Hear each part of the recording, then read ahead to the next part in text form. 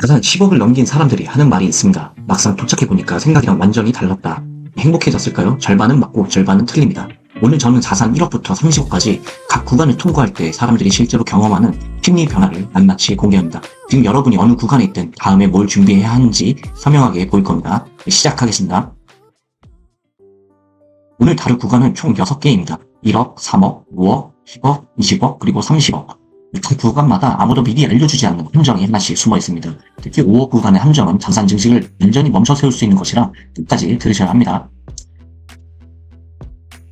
1억이요? 요즘 돈도 아니잖아요. 이런 말 많이 들으셨죠? 틀렸습니다. 저는 단호하게 말씀드릴 수 있는데 이 1억을 만드는 것이 인생에서 가장 어려운 단계라고 생각합니다. 왜냐하면 다른 구간은 전부 굴리는 단계입니다. 하지만 1억은 무에서 유를 만드는 유일한 단계입니다. 처음 1,000만 원을 모았을 때 이를 악물었던 기억이 있으실 겁니다. 이 5,000만 원을 넘어가면서는 정말 길이 안 보입니다. 그런데 신기한 일이 벌어집니다. 1억이라는 숫자가 통장에 찍히는 순간 무언가 깨닫습니다. 아, 나도 진짜 되는구나. 이게 단순한 뿌듯함이 아닙니다. 이 심리적 전환이 이후 자산 증식의 연료가 됩니다. 자동차가 정지 상태에서 출발할 때 가장 많은 힘이 필요합니다. 하지만 속도가 붙으면 이 가속 페달을 조금만 밟아도 훨씬 쉽게 나아갑니다. 이 돈도 처음 1억을 만드는 과정이 가장 어렵고 그 이후부터는 자산이 스스로 속도를 내기 시작합니다. 하지만 냉정하게 말씀드릴 게 있습니다. 1억원 구간은 마치 얇은 얼음판 위를 걷는 것과 비슷합니다. 분명히 남들보다 앞서 나왔고 어느 정도 자산도 쌓았지만 아직은 작은 충격에도 흔들릴 수 있는 단계죠. 쑥스러운 실직, 예상치 못한 질병, 가족의 큰 지출이 발생하면 이 몇 년 동안 모은 돈이 순식간에 줄어들 수도 있습니다. 그래서 이 시기의 가장 큰 특징은 자신감과 불안감이 동시에 존재한다는 점입니다. 드디어 1억을 모았다는 성취감이 있는 반면에 혹시 이 돈을 잃게 되면 어떡할지 다시 처음부터 시작해야 하는 건 아닐까 하는 걱정도 늘 마음 한편에 자리 잡고 있습니다. 1억은 인생을 바뀌는 금액이긴 하지만 아직 인생을 완전히 지켜주는 금액은 아닙니다. 1억에서 3억으로 넘어가면 이 구명조끼를 입은 기분이 듭니다. 무슨 말이냐면 1억일 때는 예상치 못한 변수가 생기면 투자 계획을 멈추고 모아둔 돈부터 꺼내서 써야 했습니다. 그런데 3억쯤 되면 이 비상금이란 개념과 투자금 개념으로 분리되기 시작합니다. 비상금을 따로 떼어놓고 나머지를 굴릴 수 있게 되는 다소 여유 있는 상황이 생기죠. 이 구간이 중요한 이유는 돈에 대한 생각 자체가 바뀌기 때문입니다. 이전에는 어떻게 모을까를 고민했다면 이제는 어떻게 굴릴까를 고민하게 됩니다. 생존의 관점에서 성장의 관점으로 사고방식이 전환되는 순간인 것이죠. 그리고 이 구간에서 처음으로 복리의 힘이 눈에 보이기 시작합니다. 이전까지는 내가 번 돈을 저축해서 자산을 늘렸다면 이제는 자산이 스스로 돈을 벌어오는 구조가 시작됩니다. 3억 원을 연 7%의 수익률로 운용하면 1년에 약 2천만 원이 넘게 들어옵니다. 내가 잠을 자고 있는 동안에도 여행을 가 있는 동안에도 돈이 쉽지 않고 일하는 것이죠. 그래서 많은 사람들이 이 시점부터 돈을 모아야겠다가 아니라 돈에게 일을 시켜야겠다라는 생각을 하게 됩니다.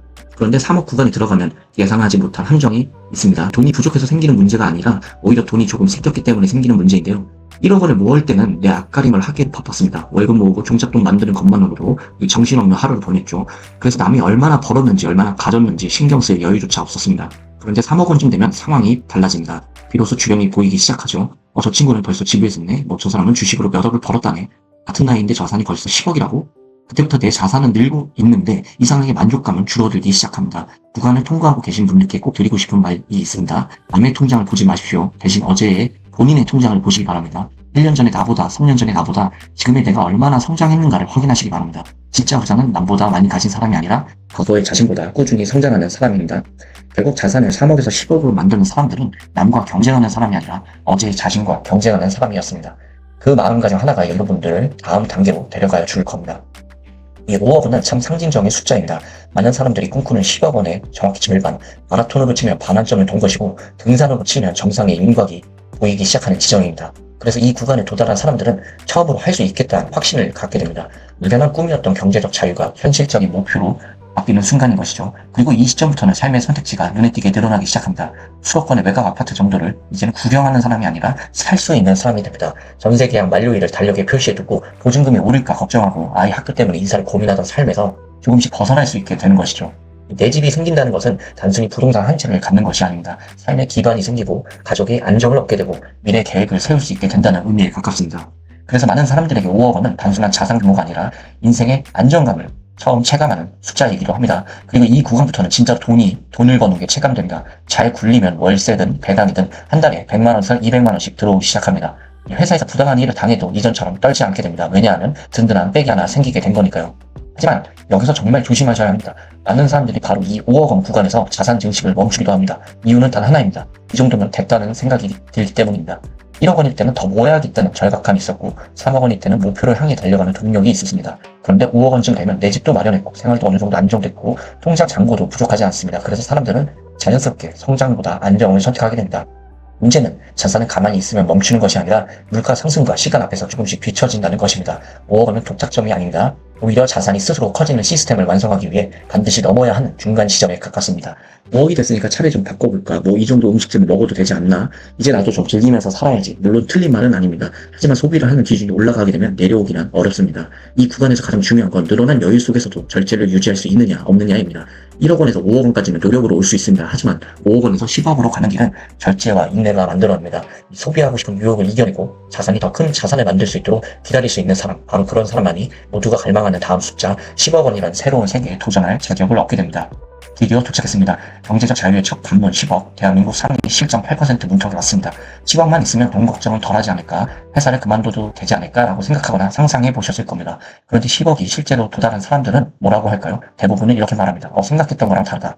왜 그럴까요? 대부분 사람들은 10억을 결승선이라 생각하지만 정작 10억을 만든 사람은 그것이 결승선이 아니라는 사실을 깨닫기 때문입니다.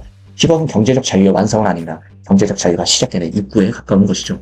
마라톤으로 치면 골인 지점이 아니라 이제부터 진짜 레이스가 시작된다는 안내판을 만난 셈입니다. 그래서 많은 자산가들은 1억을 만들었을 때보다 오히려 10억을 만들었을 때 더 큰 고민에 빠집니다. 10억을 연 수익률 4%에서 5%를 굴리면 세후 월 300만원 안팎이 들어옵니다. 그래서 이 구간에 들어선 사람들은 돈에 대한 태도가 근본적으로 바뀝니다. 어떻게 하면 돈을 더 벌까가 아니라 어떻게 하면 이 자산을 지키고 큰 자산으로 성장시킬까를 고민하기 시작하는 것입니다. 자, 그럼 10억 원을 넘어서면 정말 인생이 달라질까요? 예, 분명히 달라집니다. 그런데 여기서 중요한 점이 있습니다. 그 변화가 여러분이 상상하는 방식은 아닐 수 있습니다. 많은 사람들이 10억 원이 되면 모든 고민이 사라질 거라고 생각합니다. 회사도 마음대로 그만둘 수 있고 돈 걱정도 없이 살 수 있을 거란 말이죠. 매일이 행복할 거라고 생각합니다. 하지만 실제로 10억 원을 넘어선 사람들은 전혀 다른 이야기를 합니다. 돈이 늘어나면서 문제가 사라진 것이 아니라 문제의 종류가 바뀌었다고 말합니다. 그리고 그 변화는 생각보다 훨씬 흥미롭습니다. 왜 어떤 사람은 10억에서 멈추고 어떤 사람은 20억, 30억, 뭔가 경제적 자유에 가까워질 수 있을까요? 그 차이는 투자 실력보다도 자산을 바라보는 관점에 있습니다. 지금부터 설명드릴 두 개의 구간은 단순히 자산 규모의 차이가 아닙니다. 돈을 보는 시선 자체가 완전히 바뀌는 구간입니다. 그리고 오늘 영상에서 가장 중요한 내용도 바로 여기부터 시작됩니다. 20억 이 구간에 도달하면 드디어 가장 비싼 자산을 손에 넣게 됩니다. 주식, 아파트, 비트코인 아니죠. 모두에게나 공통적으로 주어지지만 대부분의 사람들이 돈을 벌기 위해 자신이 팔고 있는 것을 20억 구간에서만 얻게 됩니다. 바로 시간을 얻게 됩니다. 내 시간을 결정할 수 있는 권한이 생깁니다. 하루 8시간 일주일 5일 수십 년 동안 시간을 돈과 교환하며 살아갔습니다.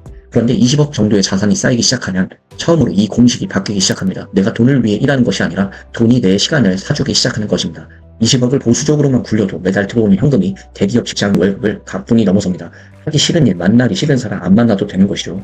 바로 내 시간을 결정할 수 있는 권한이 생깁니다. 이게 진짜 부자의 시작입니다. 그러나 한편으로는 돈으로 살 수 없는 것들이 눈에 들어오기도 시작합니다. 인간 교수과의 관계, 진심으로 마음이 통하는 사람들, 그리고 삶의 의미, 돈이 많아질수록 행복할 것이라고 생각했는데 이 통장 잔고 밖에도 행복이 있다는 사실을 깨닫게 됩니다. 돈을 벌기 위해서가 아닙니다. 이제는 삶을 채우기 위해서입니다.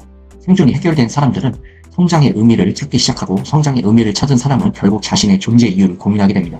그래서 20억은 단순히 자산이 늘어나는 구간이 아닙니다. 얼마를 가졌는가를 고민하던 인생에서 어떻게 살아가야 하는가를 고민하는 인생으로 넘어가는 구간입니다. 생존이라는 문제가 해결되면 인간은 또 다른 단계의 고민과 마주하게 됩니다. 먹고 사는 걱정에 가려져 있던 질문들이 하나둘씩 모습을 드러내기 시작하죠. 앞으로 나는 무엇을 남기고 싶은가? 앞으로 인생을 어떻게 살아야 할까? 생존의 욕구가 채워지자 이 자아실현이라는 더 높은 층의 욕구가 고개를 들기 시작합니다. 그리고 인간관계에 대해서도 다시금 생각하게 되죠. 이 사람이 내가 가진 것을 좋아하는 것인지 순수한 호의와 이해관계 사이를 구분해야 하는 조금은 씁쓸한 순간들을 경험하기도 합니다. 돈이 많아질수록 사람을 얻기 쉬워질 것 같지만 아이러니하게도 진심을 구별하는 일은 더 어려워진 것입니다. 그래서 20억의 구간의 진짜 성장은 자산의 성장이 아닙니다. 돈이 늘어날수록 무엇이 중요한지 알아보는 안목의 성장입니다. 마지막입니다. 자산 30억 원의 세계. 많은 사람들이 꿈꾸는 숫자이자 누군가에겐 평생 닿고 싶은 목표일 수도 있습니다. 그런데 흥미로운 사실이 있습니다. 30억 정도 자산이 도달하면 돈은 더 이상 인생의 주인공이 아닐 수 있습니다. 물론 돈은 여전히 중요합니다. 하지만 이제 관심의 중심은 버는 것이 아니라 어떻게 살 것인가로 이동하게 됩니다. 30억을 평범하게만 굴려도 매달 1,000만 원 이상의 현금이 자동으로 발생합니다. 소비를 해도 원금이 줄기는커녕 불어나는 단계입니다. 돈이 돈을 낳는 증식의 단계이죠. 하지만 현실은 생각보다 평범합니다. 30억을 가진 사람도 아침에 일어나서 밥 먹고 사람 만나고 하루를 보내고 다시 잠자리 듭니다. 결국 하루는 똑같이 24시간이고 인생은 여전히 평범한 일상의 반복입니다. 오히려 새로운 고민이 찾아오기도 합니다. 지켜야 할 것이 많아진 만큼 잃을 것에 대한 두려움도 커지고 이 사람을 믿는 일은 더욱 어려워집니다. 그리고 생각보다 많은 사람들이 이 부분을 이야기합니다. 함께 이야기 나눌 사람이 없다. 왜냐하면 주변의 친구들도 30억 자산가가 많아야 되는데 실제로는 그렇지 않기 때문이죠. 부자는 늘 소수니까요. 어쩌면 부의 여정이란 돈을 얻기 위한 과정이 아니라 돈이라는 문제를 해결한 뒤 비로소 진짜 인생의 질문과 마주하기 위한 과정인지도 모르겠습니다. 그런데 우리가 착각하는 것이 하나 있습니다. 1억에 도착하면 행복할 줄 알았고 3억에 도착하면 안심할 줄 알았고 5억에 도착하면 자유로워질 알았고 10억, 20억, 30억에 도착하면 모든 것이 완성되는 줄 알았습니다. 하지만 현실은 조금 다릅니다. 그렇다고 제가 돈이 중요하지 않다는 걸 이야기하는 것이 아닙니다. 제 개인적으로는 돈도 행복의 척도가 될 수 있다고 생각합니다. 제가 중점으로 말씀드리고 싶은 부분은 행복은 목적지에 놓여있는 보상이 아니라 그곳까지 걸어가는 과정 속에 숨어있다. 소비를 참여했던 순간, 투자 손실을 견디며 펼쳐냈던 아이들, 포기하고 싶은 순간에도 다시 일어섰던 경험들, 돈을 모으며 길러진 결제력, 남들과 비교하지 않고 자신의 길을 걸어온 태도, 1억, 10억, 30억을 달성하며 얻은 값진 자산입니다. 그래서 부의 여정은 단순히 돈을 모으는 게임이 아닙니다. 더 나은 사람이 되어가는 과정입니다. 여러분은 지금 어느 구간에 계신가요? 1억을 향해 가고 계시든 3억, 5억 사이를 걷고 계시든 혹은 그보다 더 높은 곳을 향해 가고 계시든 숫자에만 집중하지 마십시오. 그 숫자를 향해 나아가는 오늘의 여러분을 보시기 바랍니다. 이 진보를 만들어가는 과정에서 성장한 여러분 자신을 칭찬해 주시기 바랍니다. 한 가지 유의하실 점은 모든 투자는 1억 첫급으로 생기지 않습니다. 물론 운이 좋게 복권에 당첨된다면 바로 생길 수는 있겠죠. 하지만 단순히 돈을 벌겠다고 돈그릇에 어긋난 투자는 하지 마시기 바랍니다. 본인의 돈그릇을 키울 수 있게 반드시 스스로 공부하고 돈그릇에 맞는 투자를 하시기 바라겠습니다. 그 과정에서 돈을 굴릴 수 있는 본인만의 기준과 안목을 만들 수 있는 것입니다. 이상입니다. 감사합니다. 지금까지 하와이 건물주였습니다.